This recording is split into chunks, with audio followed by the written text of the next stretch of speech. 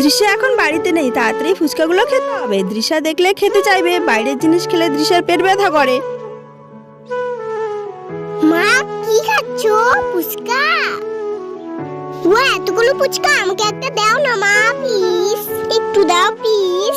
না, তোমাকে আমি একটা ফুচকাও খেতে দিব না। পেট ব্যথা করে আর ফুচকা খেতে এসেছে, তুমিও খাবে না আমিও খাবো না, বুঝেছো?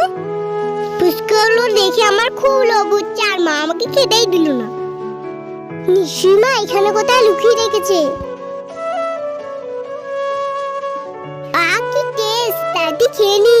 মা দেখলে আমাকে খুব মারবে। মা আমার খুব পেট ব্যথা করছে, এবার আমি কি করব? একটু আগেই তুমি সুস্থ ছিলে, এখন আবার পেট ব্যথা করছে, কি হয়েছে বলো তো? মা তোমার কথা না শুনে আমি লুকিয়ে সব ফুচকা খেয়েছি। ও, তুমি লুকিয়ে ফুচকা খেয়েছো? তোমার পেটের সমস্যা সেটা তো আমি জানি, তার জন্য তোমাকে ফুচকা খেতে দিলাম না।